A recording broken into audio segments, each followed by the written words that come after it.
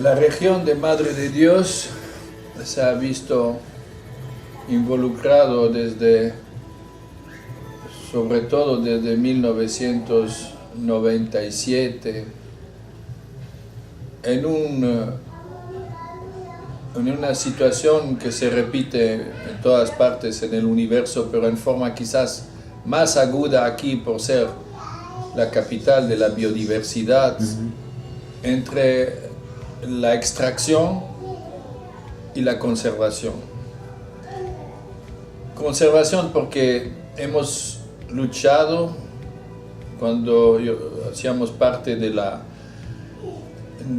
Comisión para la Conservación de la Naturaleza, antes del Ministerio del Ambiente, para la creación de las reservas y de los parques nacionales aquí en Madre de Dios.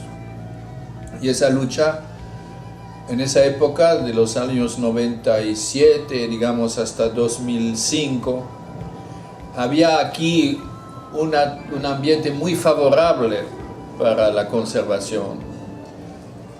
Cosa que hemos logrado que el 50% del territorio de Madre de Dios, que es inmenso, porque es 84.000 kilómetros cuadrados, sea declarado reserva natural, según distintas jerarquías de caracterización de la reserva natural. Pero hemos logrado esto.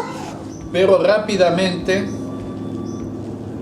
y eso netamente por un desconocimiento de la realidad por parte del gobierno central, rápidamente se ha deteriorado y empezó con la madera. Los campesinos sacaban madera, era su manera de sobrevivir. Sacaban un palo por ahí, un palo por allá, ¿no? Y lo vendían al borde de la carretera. Y eso fue prohibido. Pero a la vez que prohibían a los pequeños, daban a los grandes, como siempre. Y dieron a grandes empresas. Y eso provocó una rebeldía terrible que terminó con el incendio del INDRENA, el incendio del Ministerio de Agricultura, el incendio de registros públicos. Y fue realmente una huelga de los madereros, fue muy, muy fuerte. Se juntaron en eso también los nativos, fue realmente una rebeldía muy fuerte. Pero ganaron, porque como somos poca población, no pintamos nada a nivel electoral, somos la quinta parte de un distrito como Villa El Salvador aquí. Bien. Después de eso, otro golpe para el problema de la conservación fue la semi-industrialización de la minería del oro. No sé cómo llamarlo, si semi-industrialización o pasar de la minería mediana a la grande o de la pequeña a la minería. Nadie sabe cómo definir, porque eso va desde el carretillero que chiquiquea al borde del río hasta la empresa de varios cargadores frontales, volquetes, ¿no?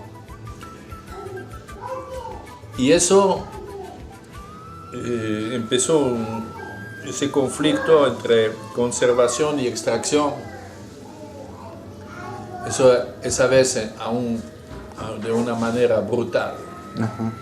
Nosotros hemos empezado a denunciar esto a partir del 98. Casi 96 yo he escrito un libro donde ya se estigmatizaba esto de la minería, y ha cambiado poco desde hoy día. Pero nadie ha escuchado. Las grandes ONGs ambientalistas se habían fijado sobre la cuestión maderera, la deforestación, y no se habían fijado sobre la contaminación de los ríos, ni tampoco sobre lo que era deforestación ligado a la minería. Fuimos varias veces a las grandes ONGs como el WWF, como Conservation International, como el Departamento de Naciones Unidas para la Conservación de la Naturaleza, UICN. Hemos intervenido siempre, no nos han escuchado. Parecía que había como un tabú detrás de la cuestión del oro, que no se podía tocar, que era no la vaca sagrada, sino el becerro de oro. Pero estaba en ese problema. Resulta que solamente cuando desde el satélite vieron que había una herida enorme en el bosque aquí tropical de Madre de Dios, que dijeron, pero no es posible esto. Era la depredación de la zona de Huaypetue. Se dieron cuenta de esto y empezaron a llegar a los periodistas, los ambientalistas, empezaron las ONGs a moverse, etc. Y se desacreditaron completamente aquí, porque ellos, al igual que el gobierno, no conocían la realidad, no conocían lo que significa la minería aquí para el Madre de Dios. En vez de entrar diciendo, hay que cambiar de esta forma, de esta forma, de esta forma, como se intenta decir en este artículo, dijeron no, hay que suprimir, hay que evacuar, hay que luchar contra de la minería. Es evidente para todos que la minería, con su sistema de explotación informal, con sus leyes propias, inhumanas muchas veces, con su criminalística que adhiere a esa actividad tal como la practican, como ese oeste salvaje, se podría decir así, ¿no? Nuevo, conlleva con sí mucho más males que bienes, pero es imposible, era imposible cortar la pierna sin querer sanarla, ¿no? Exacto. Amputar la pierna sin querer sanarla. Entonces nosotros, casi haciéndose el abogado del diablo, tuvimos, y del diablo porque los mineros hacen un pacto con el diablo además, tuvimos que defender algo que veíamos como algo muy nocivo, ¿no? Pero no se podía del día a la mañana dejar 150,000 habitantes sin su recurso principal, o 15 a 20,000 personas, mineros, migrantes, sin ninguna compensación o alternativa, ¿no? Y eso es lo que pasó. Está pasando ahora.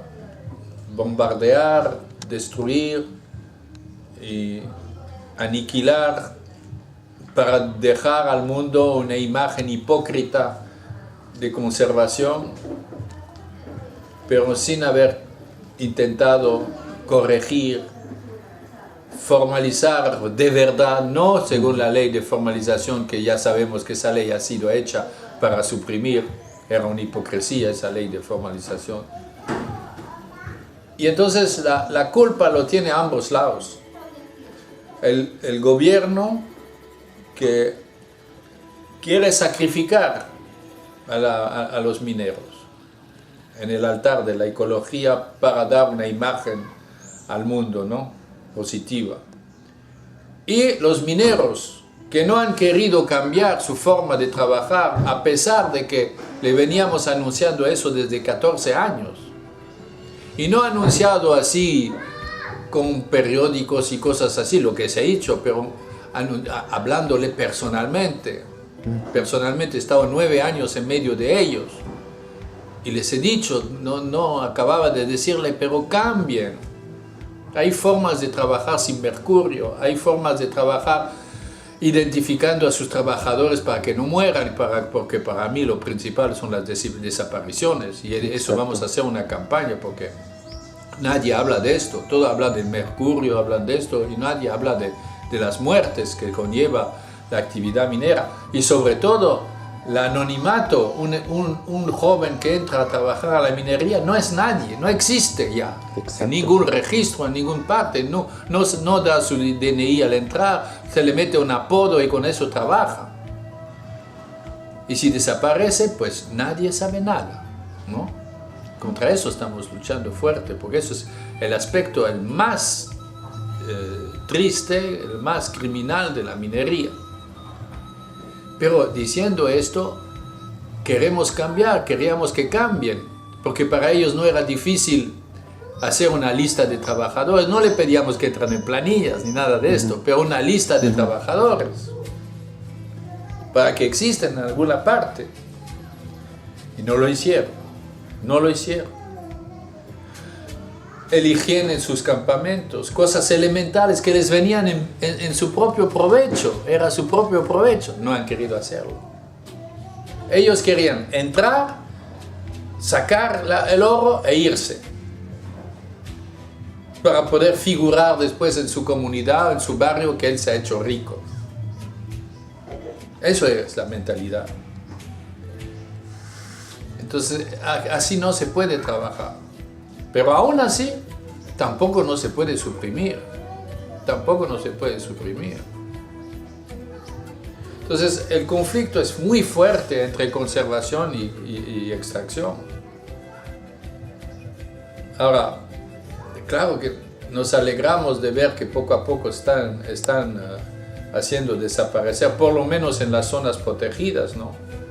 Pero cuando hicimos la distribución o el ordenamiento territorial o la zonificación ecológica económica que se hizo acá, que fue la primera que se hizo en el Perú, creo en América Latina inclusive, pues hemos definido un corredor minero e inclusive le hemos dado 9% y ellos pedían 7% del territorio de Madre de Dios, les hemos dado 9%, pero no, han tenido que ir en las zonas sensibles, han tenido que invadir zonas de protección, y eso no.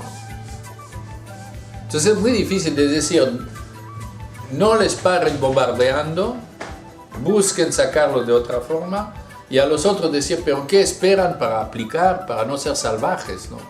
Para no comportarse como salvajes? En ese conflicto estamos, en un tira y floja, pero más tira que afloja ya.